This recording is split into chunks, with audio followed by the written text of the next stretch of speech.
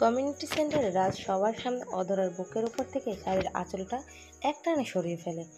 অধরা হাত দুটি দেয়ালে চেপে ধরে অধরার ঠোঁটের সাথে তার ঠোঁট মিলিয়ে দিল। অধরা রাজকে ধাক্কা দিয়ে সরিয়ে দিয়ে দুহাতে নিজের বুকটা ঠেলে ঢেকে ফেললো। কাঁপা কাঁপা গলায় বলল, স্যার এমন করছেন কেন? সবাই তো দেখছে। দেখুক, সবাই চিনে রাখুক তুই আমার রক্ষিতা। কেন তোর আমাকে দিয়ে হয় না? এখানে কি কাস্টমার খুঁজতে আসছিস? আর এই ছেলের সাথে তোর এত কিসের কথা? ছেলে দেখলেই মুখে লালা পড়ে। সবাই অধরা আর রাজের দিকে চেয়ে আছে। রাজ অধরার সাথে কথা বলা ছেলেটাকে ইশারা করে বুঝালো পরে তাকে দেখে নিবে। স্যার প্লিজ ছাড়েন, ব্যথা পাচ্ছি, ছাড়েন না। রাজ তবু অধরাকে ছাড়ছে না। হাতের নীল রঙা কাচের চুড়িগুলো ভেঙে হাতে ঢুকে যাচ্ছে, কিন্তু রাজের এ দেখে বিন্দু মাত্র কষ্ট লাগছে না। রাজ অধরাকে বাইকে করে এক টানে বাসায় নিয়ে আসে। বাসায় এনেই অধরাকে বলে, নেক্সট টাইম তোকে যদি কোনো ছেলের সাথে কথা বলতে দেখি তাহলে তোর পা দুটি কেটে হুইল চেয়ারে বসিয়ে দেব। মনে রাখবি, সামনের 5 মাস তুই আমার রক্ষিতা। তোকে যা বলবো তাই করতে হবে। অধরা কিছু না বলে রুমে ঢুকেই মায়ের ছবিটা বুকে জড়িয়ে কাঁদতে লাগলো। হাত থেকে এখনো রক্ত ঝরছে। রক্তগুলো মুছতে গিয়ে দেখলো চুড়ি হাতের ভিতরে ঢুকে গেছে। অধরা রক্ত দেখলে এমনিতেই ভয় করে, তার উপর হাতের ভিতরে কাঁচ ঢুকে আছে। তার চিৎকার দিয়ে কান্না করতে ইচ্ছে করছে, কিন্তু পারছে না। ছোটবেলায় অধরা তার মাকে হারিয়েছে, একটু বড় হতেই প্রিয় মানুষটাকেও হারিয়েছে। আর ভাগ্যের নির্মম পরিহাসে এখন সে রক্ষিতার মতো জীবনযাপন করছে নিজের বোনটাকে বাঁচাতে। আর রাজ সবটা জেনে অধরার সরলতার সুযোগ নিয়েছে। অধরার সেই বৃষ্টি ভেজা রাতের কথা এখনো মনে পড়ে, যেদিন ডাক্তার বলে তার একমাত্র ছোট বোনটাকে একটা কিডনি ড্যামেজ আর একটা ড্যামেজের পথে। ডাক্তার বলছে অনেক টাকা লাগবে, কত জায়গায় চাকরির অ্যাপ্লাই করেছে, অনেকে চাকরি দেওয়ার নাম করে কুপ্রস্তাব করেছে, কেউ চাকরি দেয়নি। রাজ অধরার কাছে সবটা শুনে বলেছিল মনের চিকিৎসা যা টাকা লাগবে সে দেবে। অধরা রাজের মুখে একথা শুনে মনে মনে ভীষণ খুশি হয়েছিল, কিন্তু তার এই খুশি বেশিক্ষণ ছিল না। যখন রাজ বলল টাকা দিবে এক শর্তে, অধরা কাঁপা কাঁপা গলায় বলল, কি শর্ত? শর্তটা এত কঠিন না, তোমাকে 5 মাস আমার সাথে থাকতে হবে, মনে করো স্ত্রীর মতো, কিন্তু বিয়ে ছাড়া। রাজের কথাটা শুনে অধরা রাজের গালে ঠাস করে চর বসিয়ে দিয়ে বলতে লাগলো, ছি, আপনাকে অনেক ভালো মনে করেছিলাম, কিন্তু আপনি এতটা খারাপ আগে জানতাম না। আপনার চাকরি আমার লাগবে না। অধরা তার কাগজপত্র নিয়ে অফিস থেকে বের হয়ে আসলো। রাজ অধরার চলে যাওয়ার দিকে তাকিয়ে মুচকি হাসলো। এদিকে 3 দিনের পরেই অধরা রাজের অফিসে গিয়ে বলল, আমি আপনার প্রস্তাবে রাজি। রাজ সাথে সাথে অধরার মাথাটা টেনে নিজের ঠোঁট দুটি অধরার ঠোঁটে মিশিয়ে দিল। অধরা বাধা দিতে গিয়েও পারল না। এদিকে কিছুক্ষণ পর রাজ রুমে এসে দেখে অধরা কান্না করছে। এই, তুই এখানে কান্না করবি? যা আমার জন্য ডিনার রেডি কর, নয়তো বেল্টের বাড়ি খাবি। অধরা মাথা নাড়িয়ে হ্যাঁ সূচক জবাব দেয়। কোনো রকম তাড়াহুড়ো করে রান্না করে টেবিলে খাবার পরিবেশন করে। রাজ খাবার মুখে দিয়েই বলল, এই রক্ষিতা, তুই এসব কি রান্না করেছিস? এই বলে অধরার মুখটা ভাতের উপর চেপে ধরল।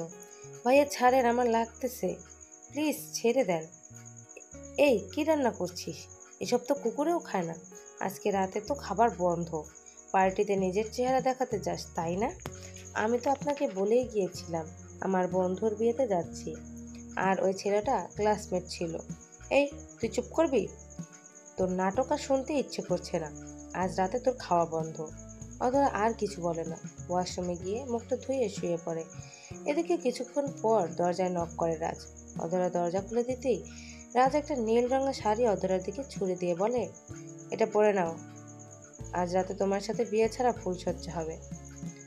রাজের কথা শুনে অধরার বুকটা ছ্যাদ করে ওঠে, চোখ থেকে নিজের অজান্তেই অশ্রু গড়িয়ে পড়তে লাগে। কি হলো? তুই শাড়ি পরবি নাকি বাসা থেকে বের হয়ে যাবি? দেখ, কেউ তোকে এই কয়েক মাস 10 লাখ টাকা দিবে না। এখন তোর ইচ্ছে চাইলেও চলে যেতে পারিস না, তার বউ সেজে বসে থাকতে পারিস। আমি একটু পর আসছি। রাজ শাড়িটা অধরাকে দিয়ে বের হয়ে আসলো। রাজ জানে অধরা তার সব শর্ত মেনে নেবে, কারণ তার বোনকে বাঁচাতে হলে এছাড়া আর কোনো রাস্তা নেই। এদিকে রাজ কিছুক্ষণ পর রুমে গিয়ে দেখে অধরা শাড়ি বাসে খাটে বসে আছে। রাজ রুমের দরজা লাগাতেই অধরার শরীরটা কেমন যেন করে উঠল। রাজ আস্তে আস্তে তার দিকে আসছে। কাছে এসেই অধরার শাড়িটা টান দিয়ে সরিয়ে ফেলল। অধরার ভয়ে হাত পা কাঁপছে, মনে মনে আল্লাহ আল্লাহ করছে। এক হাতে শাড়ির আঁচলটা টান দিয়ে যখনই বুকের উপর জড়িয়ে নেবে এমন সময় রাজ বলল, কেমন ভয় পাচ্ছিস কেন? আমার আগে কতজনের সাথে এমন করেছিস? রাজের কথা শুনে অধরার বুকটা ফেটে যাচ্ছে। রাজের মুখে এমন বিশ্রী কথা শুনবে কখনো ভাবতে পারেনি। জীবনে কখনো পর্দা ছাড়া বাইরে যায়নি সে। বাবা মায়ের কলিজার টুকরো ছিল, কিন্তু ভাগ্যের কি নির্মম পরিহাস। রাজের কাছে এসে প্রস্টিটিউট। রাজ যে তার সাথে এমন করবে সে কল্পনাও করতে পারেনি। কি হলো, কান্না করছিস কেন? কান্না করে কোনো লাভ নেই, এই বলে রাজ অধরার ওষ্ঠ জোড়ায় তার ওষ্ঠ মিলিয়ে দিল। অধরার আঁখি জোড়া বন্ধ হয়ে আসছে, বুকের ভেতর ধুকপুক ধুকপুক করছে, শ্বাস প্রশ্বাস ভারী হয়ে আসছে। তবুও নিজেকে সামনে নিয়ে সে এক হাতে শাড়ি আরেক হাতে রাজকে সরানোর বৃথা চেষ্টা করে যাচ্ছে। রাজ হিংস্র প্রচুর মতো হয়ে গেছে। রাজ যখন অধরার শাড়ির কুচি ধরে টান দিল, অধরার মনে হলো শরীরে কারেন্টের শক লাগলো। অধরা তখনই বাম হাতে রাজের হাতটা ধরে ফেলে। রাজের দিকে অসহায় দৃষ্টিতে তাকায়, করুণ স্বরে বলে, স্যার প্লিজ, আমার অনেক ভয় করছে। আজকে না অন্য দিন, আজ ছেড়ে দেন না আমাকে, আমার না অনেক ভয় করছে। অধরার চোখ বেয়ে টপ টপ করে পানি বালিশের উপর গড়িয়ে পড়ছে। রাজের এদিকে কোনো ভ্রুক্ষেপই নেই, মনে হচ্ছে এক সাগর বিদ্বেষ নিয়ে অধরার উপর ঝাঁপিয়ে পড়েছে। প্লিজ, আপনার দুটি পায়ে পড়ি, আমাকে ছেড়ে দেন। তোকে কি আমি জোর করে নিয়ে আসছি? এখন চলে যা, তোকে আটকাবো না। এই দেখ, দরজা খুলে দিলাম, চলে যা। তবে মনে রাখিস, তোর বোন বাঁচবে তো? তোর তো একটি মাত্র বোন, তাও নাকি হসপিটালে। অধরা এবার রাজের হাতটা ছেড়ে দিল। রাজকে উপেক্ষা করার শক্তি এখন অধরার নেই। রাজ এবার অধরার অসহায় চেহারা দেখে মুচকি হাসলো। অধরার অসহায় চেহারাটা রাজের কাছে বড্ড বেশি ভালো লাগছে। মনে হচ্ছে সব সৌন্দর্য অধরার মুখে এসে ভর করছে। রাজ নিজেকে কন্ট্রোল করতে পারছে না। অধরার চোখ বন্ধ করে আছে, মনে মনে আল্লাহকে ডাকছে। আল্লাহ ছাড়া আর কেউ তাকে রক্ষা করতে পারবে না। রাজ যখনই অধরার শাড়ি খুলতে যাবে এমন সময় বলল, রাজ, আমার পিরিয়ড চলে, আপনাকে অনুরোধ করছি প্লিজ আজকের মতো আমাকে মুক্তি দেন।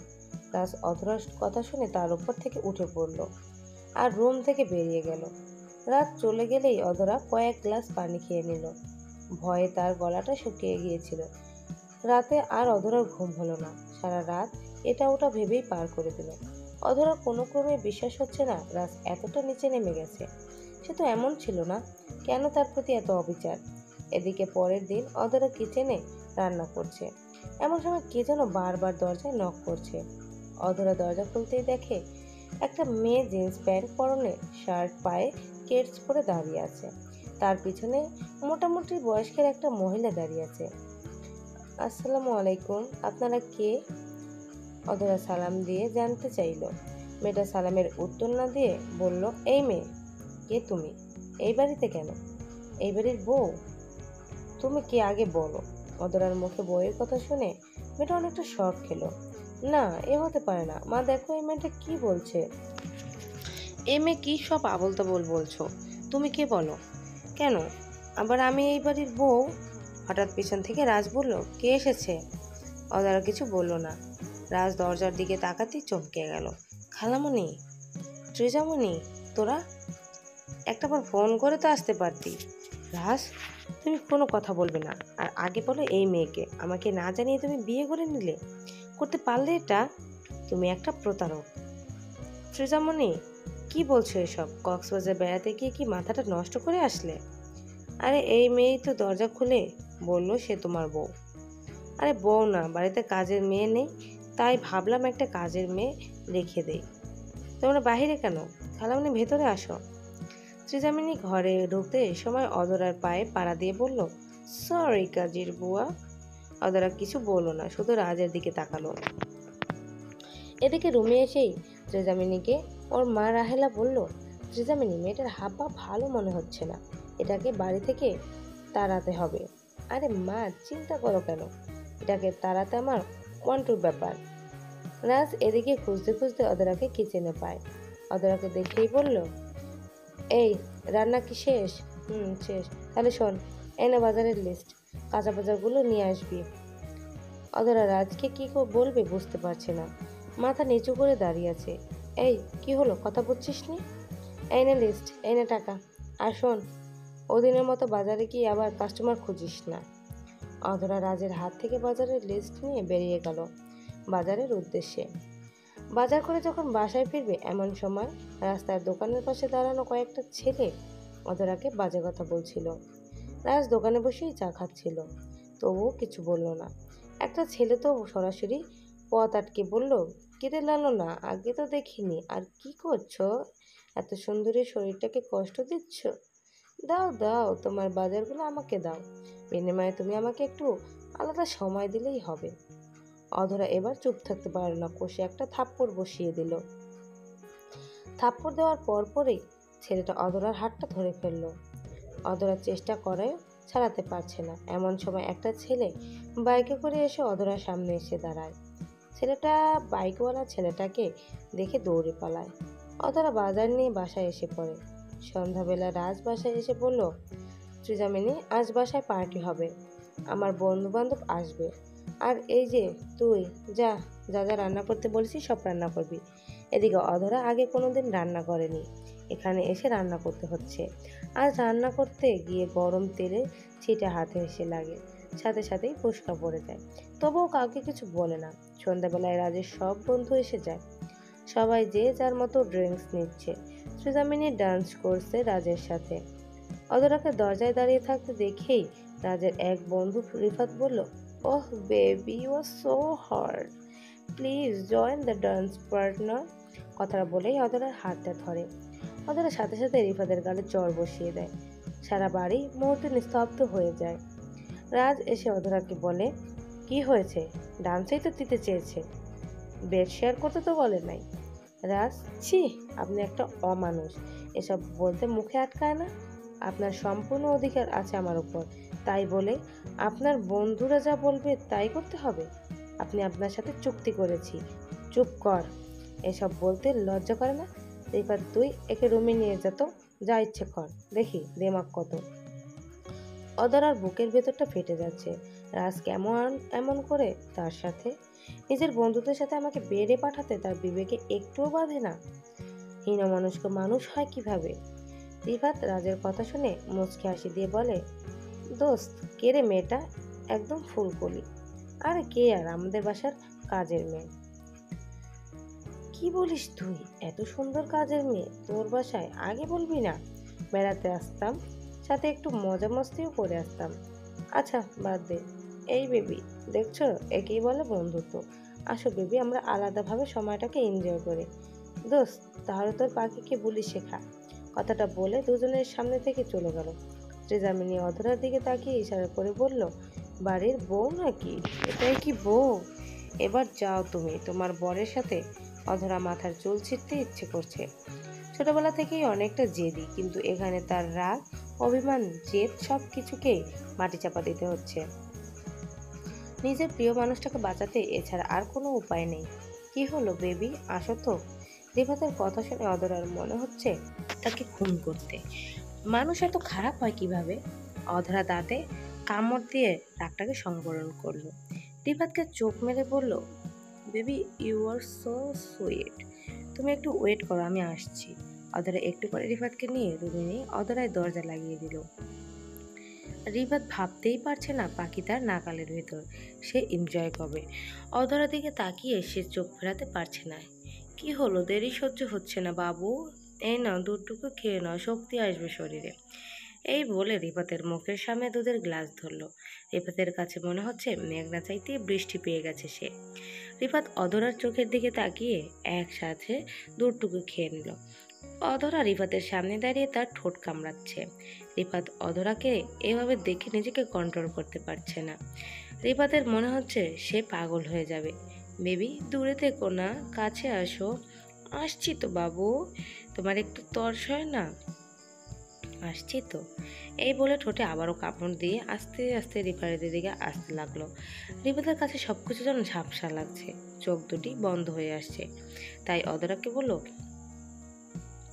সুইট হার্ট, আমার মাথাটা কেমন যেন ঘুরছে, দাঁড়িয়ে থাকতে পারছি না। তাই নাকি সুইট হার্ট, তোমার মাথায় হাত বুলাই দেই। আদরা তার কথা শেষ করার আগে রিফাত বিছানায় শুয়ে পড়ল। আদরা মনে মনে বলল, যাক বাবা, বাঁচা গেল। আল্লাহর রহমতে পিলগুলো দ্রুত কাজ করছে। ভাগ্যিস মাথায় বুদ্ধিটা এসেছিল। যাই হোক, আগে আমাকে ট্রেস করার শাস্তিটা দিয়ে নেই। এই বলে অধরা তার পায়ের জুতো করে রিফাতের দুগালে বাড়ি দিতে দিতে বলল, শয়তানের সানা, তুই আমাকে বেবি ডাকস? কত সাহস তোর! আমার সাথে এনজয় করতে চাস? তোর মতো ছেলে আমার সাথে নাকি ডান্স করবে? দেখ এখন কেমন লাগে। ওহ, তুই তো এখন কিছু বুঝবি না, বুঝলি ঘুম থেকে ওঠার পরে। অধরা এখন খুব হাসছে পাচ্ছে। কত সুন্দর করে রিপাতকে দুধের সাথে ঘুমের মেডিসিন খাইয়ে প্রতিশোধ নিল, এই ভেবে তার নিজেরই হাসি পাচ্ছে। অধরা রিফাতকে ঘরে রেখে এসে দেখে রাজ তার বন্ধুদের সাথে কথা বলছে। ত্রিজামিনী ডাইনিটা রাজের পাশে দাঁড়িয়ে আছে। অধরা কেন জানি রাজের পাশে কাউকে সহ্য করতে পারছে না। এই অধরা, আমাদের জন্য 2 প্যাক ড্রিঙ্কস এনে দে তো। জি ম্যাডাম, আনছি। অধরা মনে মনে বলল, এবার তোকেও বোঝাবো আমি কে। অধরা লুকিয়ে ত্রিজামিনীর গ্লাসে ঘুমের পিল মিশিয়ে দেয়। ত্রিজামিনী গ্লাসটা দিতেই ত্রিজামিনীর মুখ ভেঙচিয়ে দিয়ে গ্লাসটা নিয়ে নেয়। অধরা যখন রাজকে ড্রিঙ্কস দিতে যাবে, এমন সময় ত্রিজামিনী অধরাকে ধাক্কা দেয়। ফলে গ্লাস ভর্তি ড্রিঙ্কস রাজের গায়ে গিয়ে পড়ে।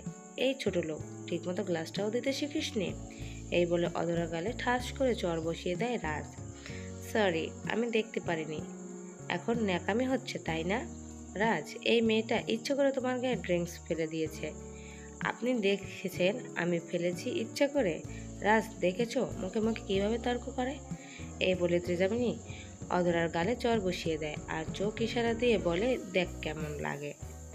অধরা অসহায় দৃষ্টিতে রাজের দিকে তাকিয়ে আছে। সে ভাবছে রাজ ত্রিজামিনীকে কিছু বলবে, কিন্তু না, তার ভাবনা সব ভুল। এদিকে সবাই ডান্স করছে। এমন সময় ত্রিজামিনী রাজকে বলল, আমার ঘুম পাচ্ছে, আমি আসি। ত্রিজামিনী চলে গেল। রাজ অধরার দিকে তাকালো। অধরাকে আজ কেন জানি অদ্ভুত রকমের সুন্দর লাগছে। চোখের নিচের কাজলগুলো যেন তাকে অপরূপ করে তুলেছে। অধরার মাথা নিচু করে দরজায় এক কোণে দাঁড়িয়ে আছে। রাজ অধরাকে টান দিয়ে একদম নিজের কাছে নিয়ে আসলো। কি করছেন এসব স্যার? কথা বললে খুন করে দেব। অধরা রাজের কথাতে চুপ হয়ে গেল। রাজ অধরার এক হাত কাঁধে আর এক হাত কোমরে রাখতেই অধরা কেমন যেন শিউরে উঠল। মনে হচ্ছে সারা শরীরে বিদ্যুৎ বয়ে যাচ্ছে, ঠোঁট জোড়া কাঁপছে। Are you okay? অধরা মাথা নাড়িয়ে হ্যাঁ সূচক জবাব দিল। রাজ অধরার কোমর ধরে একটানে নিজের একদম কাছে নিয়ে এসে পড়ল। রাজের আর অধরার মাঝে বিন্দুমাত্র জায়গা নেই। রাজ অধরার কাজল কালো আঁখি দুটির দিকে তাকিয়ে আছে। রাজের মনে হচ্ছে এ চোখে নেশা লেগে আছে। রাজ অধরাকে নিয়ে কাপল ডান্স করছে। রাজ কাপল ডান্স করতে করতে অনেক ড্রিঙ্কস করে নেয়। এদিকে পার্টি শেষ হলে অধরাকে নিয়ে রাজ তার রুমে চলে আসে। অধরাকে ধাক্কা দিয়ে বিছানায় ফেলে দেয়। দুহাতে অধরাকে চেপে ধরে ওষ্ঠজোড়া মিলিয়ে দেয়। অধরার গলা কাটা মুরগির মতো হাত পা ছোটার চেষ্টা করছে, কিন্তু রাজের শক্তির সাথে পেরে উঠতে পারছে না। অধরা রাজের চোখে মুখে অজানা নেশা দেখতে পাচ্ছে, যে নেশায় অধরার মতো মেয়ে মুহূর্তেই ধ্বংস হয়ে যাবে। রাজ অধরাকে অর্ধনগ্ন করে ফেলেছে। অধরা এখন আর বাধা দিচ্ছে না, শরীরটা তার নিস্তেজ হয়ে আসছে। এদিকে রাজের নেশা বেশি হওয়ায় রাজের বুকেই ঘুমিয়ে যায়। অধরা মনে মনে বলে, এ যাত্রাতেও আল্লাহ আমার অস্তিত্ব রক্ষা করলো, আর একটু হলেই নিজের সবচেয়ে মূল্যবান সম্পদটা হারাতো।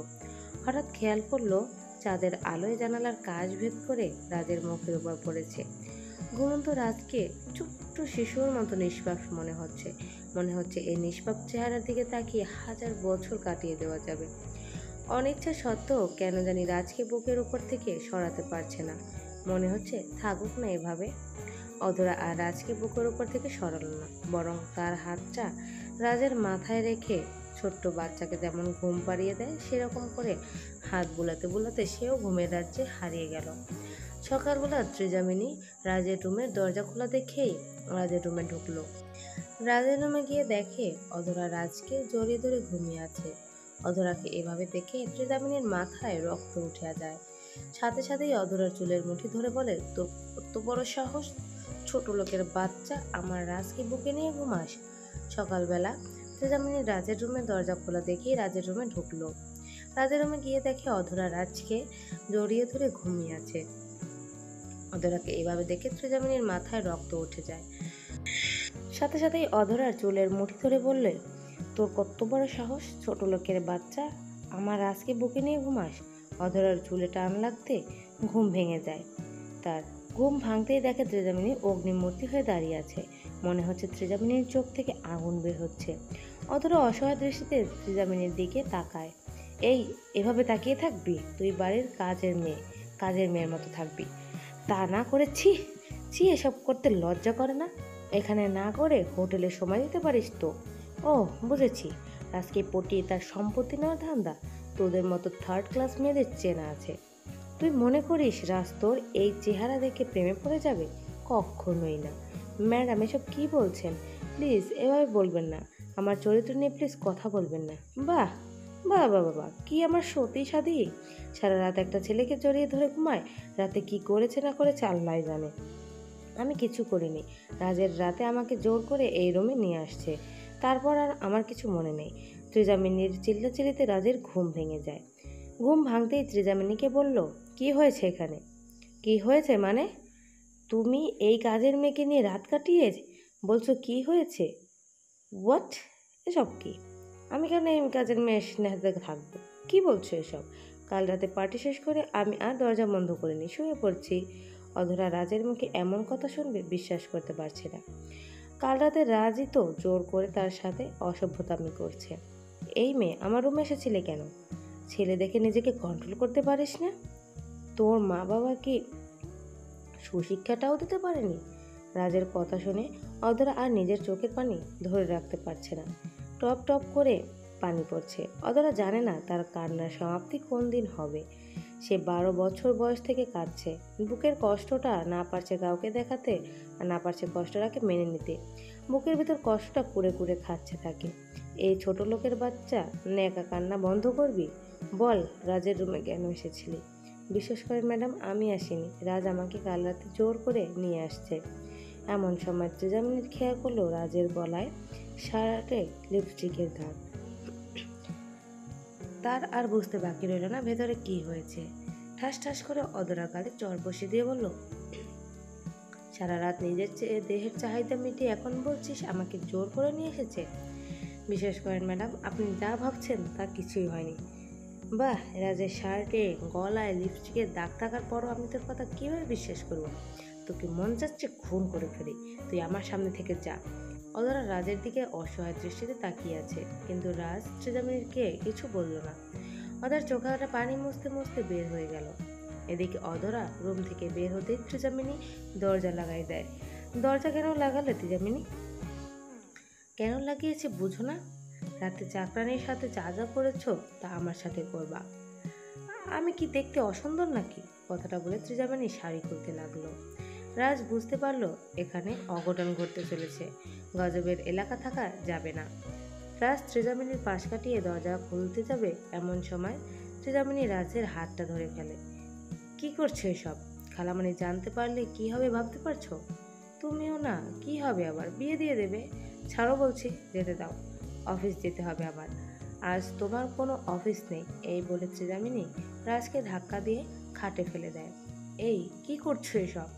কি আবার? হবু বরকে আদর করছি। পাগল হলে তুমি?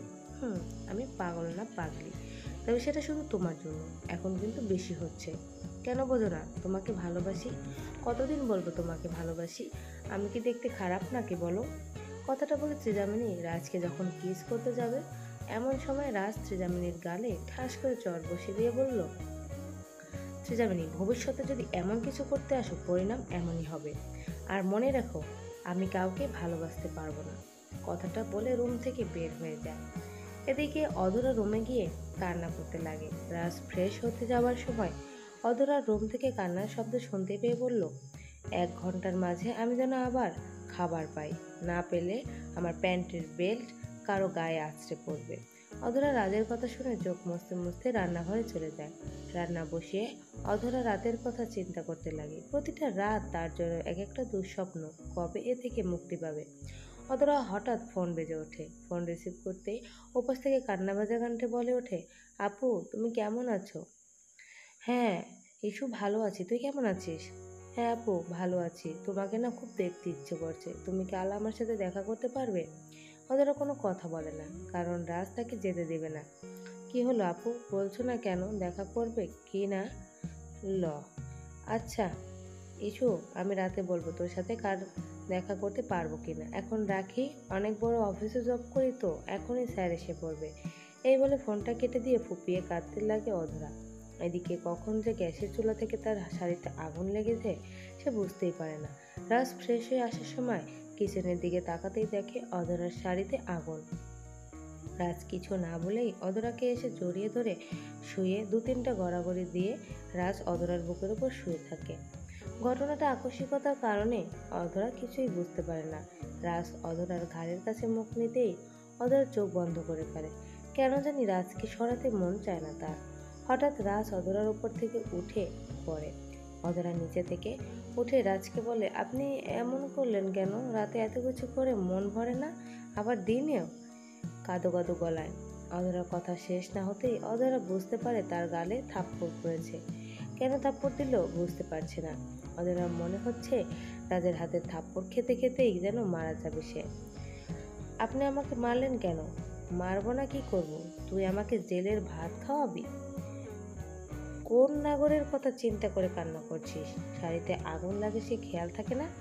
অরতারা তার শাড়ির আঁচলের দিকে তাকিয়ে চমকে উঠল। শাড়ির আঁচল অনেকটা পুড়ে গেছে। রাত চলে গেল। অধরা মনে মনে ভাবছে, যতটা খারাপ ভাবছিলাম রাজকে, ততটা খারাপ না। এদিকে বিকেলবেলা রাজকে বলল, অধরা চলো হসপিটালে যাব, রেডি হয়ে আসো। অধরা তাড়াহুড়ো করে সেজে রাজের সামনে এসে দাঁড়াতে রাজ বলল, আমার সাথে ওয়াশরুমে আসো। অধরা অনেক ভয় করছে, কারণ মানুষটাকে বিশ্বাস নেই, কথা নেই, বার্তা নেই, শরীরে হাত দেয়। রাজ অধরাকে ওয়াশরুমে নিয়ে বলে, মুখে কি আটা ময়দা সুজি মাখছিস? তাড়াতাড়ি মুখ ধুয়ে নে, নয়তো মার একটাও মাটিতে পড়বে না। অধরা মনে মনে বলে, যার জন্য সাজলাম সেই কিনা মুখ ধুতে বলছে। অধরা মুখ ধুয়ে ফ্রেশ হয়ে আসে। রাজ অধরাকে হসপিটালে নিয়ে আসে। হসপিটালে অধরা রিফাতকে আর সাথে সেদিনের রাস্তায় বিরক্ত করা ছেলেটাকে দেখে চমকে যায়। রাজ গিয়ে ফল আর জুসের বোতলটা রিফাতের কাছে রেখে রিফাতকে জড়িয়ে ধরে বলে, দোস্ত, তোর এ কাজ যে করেছে তার কোনো ক্ষমা নেই। আমি খোঁজ লাগিয়েছি। রাজ হসপিটাল থেকে বের হয়ে অধরার হাতে 100 টাকা ধরিয়ে দিয়ে বলে, বাসায় চলে যাও, আমি অফিসে যাব। এই বলে রাস্তায় রেখে রাজ চলে যায় অফিসে। রাজ চলে যাওয়ার পর অধরা কোনো মতে বাসায় আসে। বাসায় আসতে ত্রিজামানি চা বানিয়ে নিয়ে আসতে বলে। অধরা চা বানাতে বানাতে মাগরিবের নামাজের আজান দিয়ে দেয়। তাই অজু করে চা বানিয়ে ত্রিজামানি রুমে রেখে যখন নামাজে দাঁড়ায়, এমন সময় ত্রিজামানি গরম চা অধরার গায়ে ছুঁড়ে মেরে বলে, কিরে রক্ষিতা, এটা কিসের চা বানিয়েছিস? নাকি সারাদিন রাজকে কীভাবে পটানো যায় এটাই ভাবছিস? গরম চা অধরার গায়ে পড়াতে অধরা আল্লাহ গো বলে চিৎকার মেরে যায় নামাজে পড়ে যায়। বন্ধুরা, আমাদের এই গল্পটি যদি ভালো লেগে থাকে, লাইক, কমেন্ট, শেয়ার ও সাবস্ক্রাইব করে পাশে থাকবেন। এই গল্পের দ্বিতীয় পার্ট চাইলে অবশ্যই মতামত জানাবেন। ততক্ষণ পর্যন্ত সবাই ভালো থাকবেন। আল্লাহ হাফেজ।